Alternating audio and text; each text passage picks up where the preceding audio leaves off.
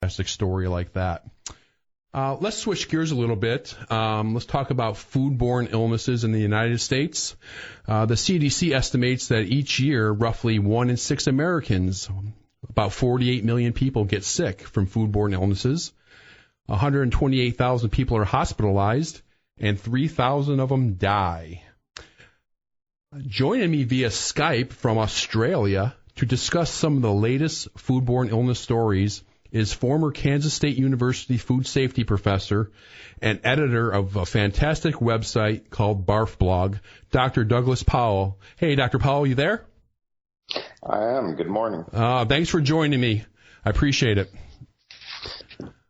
No worries, as they say down here.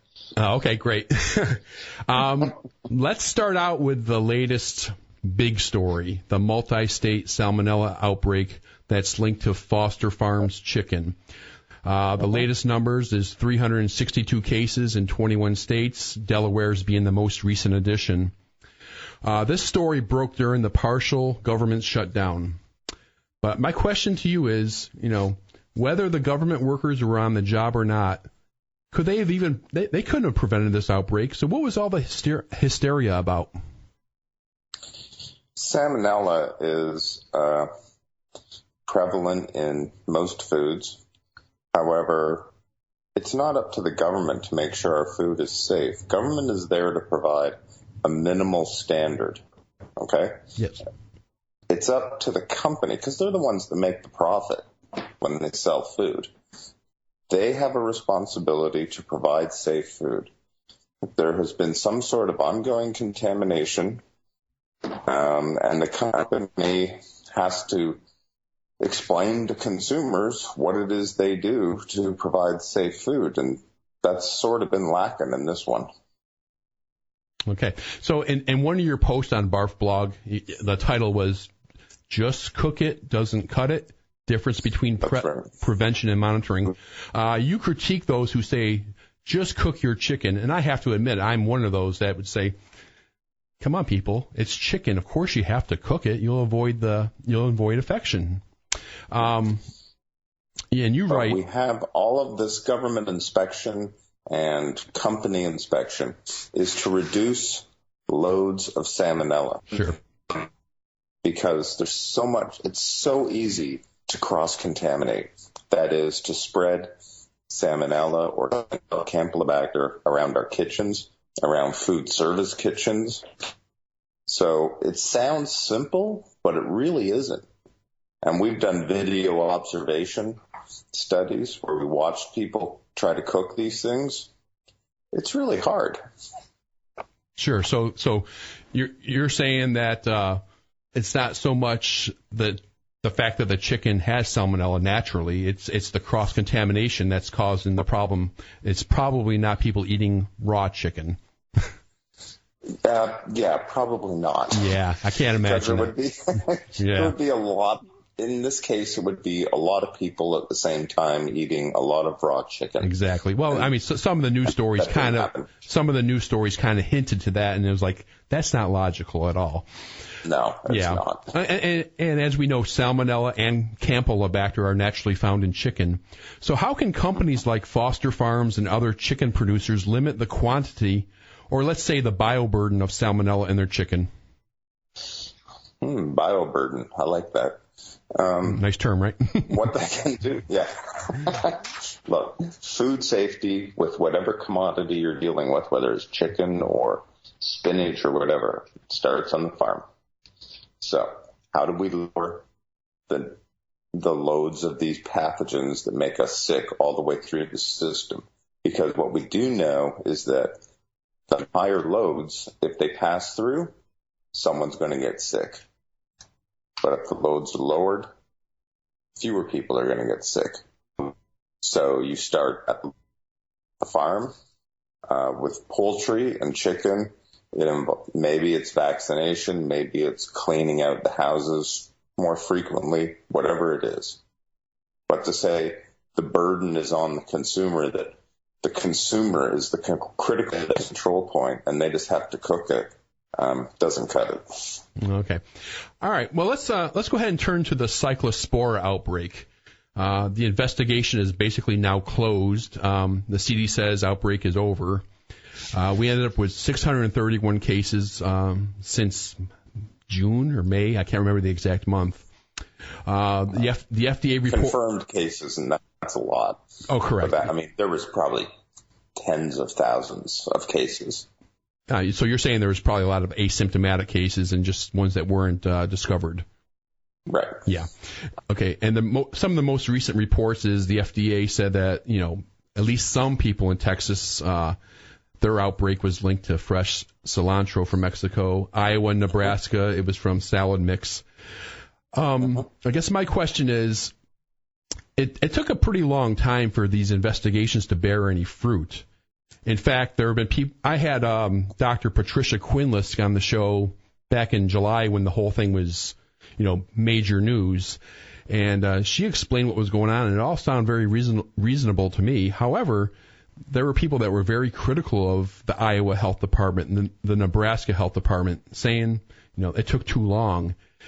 My question for you is, in your view, is Cyclospora and parasites like that, are they very difficult to investigate? And do they take much longer than, say, Salmonella? Or what do you say about that? Yes, Cyclospora takes a long time to test for, and it is very, very difficult to investigate. It's not obvious.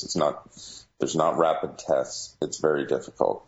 And I know Dr. Quinlisk from Iowa, and she was probably right. She was probably doing the best she could. It's really very difficult. My aunt got Cyclospora in an outbreak in Florida in 2005. And she went weeks of having terrible, well, to put it politely, diarrhea. Sure. And Politely. And it was linked to basil. Yes, I remember that.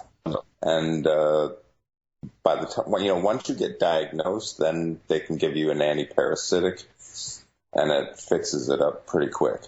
But it was awful for her. And we've seen Cyclospora and these other parasitic outbreaks go on for years, and the testing isn't really there. It's there, but it's not rapid as it could be. But again, it goes back to, why is this stuff on the food in the first place? How can we prevent that? Okay, and every time we do see a Cyclospora outbreak, it is from some kind of fruit or vegetable from another country. So, how can Cyclospora is more prevalent in southern climate or climates closer to the equator. So that's what happens. But it's not just about imported food versus local food, because, we got plenty of outbreaks from local food. Okay. All right. Well, let's switch gears again. The FDA just... What are you going to talk about now? What? I got all kinds of stuff. How many people are barfing now? Yeah, right. Well, I'm going to get to that pretty soon. The FDA's report on spices and salmonella. Can't they irradiate these spices? Many spices are irradiated. Whether consumers know it or not, and that's a different issue. I think they should know whether they're irradiated or not. But yeah, spices are very problematic, and they always have been. So we just talked about Cyclospora in cilantro, basil. Those are very difficult things to, I grow spices in my backyard, and I watch the bugs on them, and I'm very careful with them. Right. Yeah. Yeah. I mean, you read about these FDA reports. They're finding rat hairs in peanut butter, and all kinds of stuff. And there's normal thresholds for these things. But there's thresholds, but with spices, ever since they've started doing surveillance of baseline levels back in the 90s, when I got into this stuff, spices always came up as a very high level of contamination. So it's not new, unfortunately, doesn't seem to have that much done to correct it. Right. One more thing I'd like to ask you about, then I want to turn to Barf Blog. Oh, okay. The situation with the pet jerky treats. I'm sure you're aware of this. The hundreds of dogs have died. Thousands are ill. They're suspecting it's from pet treats from China. Again, what steps can the federal government take, if any, to protect us and our pets from some of these tainted Chinese products? Is there anything that can be done? Yeah, there is, and it's up to the suppliers. I mean, we've had some terrible outbreaks, not just the current one, but other outbreaks in previous years that have affected thousands of pets across the United States, Canada, and whatever. And the companies that source their food and ingredients from these other places, they need to be vigilant as, to provide safe food, not just for humans, but for dogs and cats.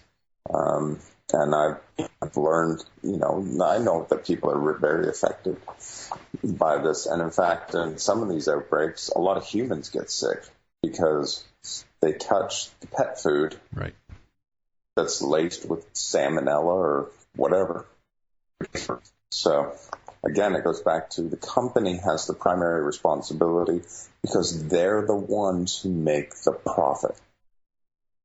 Yeah. So they should be investing in this. Setting a government standard is nice, but it's not really going to catch much. All right, very good. All right, let's go to Barf Blog. This is your very popular website, and I've been following it for several years now. What are some of the more popular or more interesting stories that you've covered recently on Barf Blog? Well, anytime we write about celebrities, it gets a lot of interest because Americans are like that. Yeah, they sure are. I say they, here I am. Yeah, exactly. And I'm an Australian or Canadian or American. I'm not sure what I am at the moment. It's not a measure of popularity. It's what should we be concerned about? I view all this as I've got 5 daughters and even a grandson now because I'm getting old. And so I can look at these things like what food should you be looking for at the grocery store? What steps can you take, which you just asked me? And the things I see positively is that there are sort of little steps in disclosure or provision of information. I think restaurant inspection disclosure, if you go to New York City, you can see an ABC now, or LA, or Toronto, you can go see a red, yellow, green. Those are all little steps, almost baby steps, that people have at least, I can see that when I go into the restaurant. What I'd really like to see is when you go to the grocery store or the farmer's market or wherever you go to buy food, I want to see some marketing on microbial food safety. Right now, there's nothing. It's all marketed as local, natural, sustainable, organic, dolphin-free, whatever. But you don't get any real anything on is it actually going to make you sick or not. And that's what I care about. Fantastic. And that's what I think my kids care about. Well, I'm running very, very short on time. I want to thank you, Dr. Powell, for giving me a buzz today and talking to our audience about foodborne illness and food safety, and I appreciate your expertise. Have a nice day down under.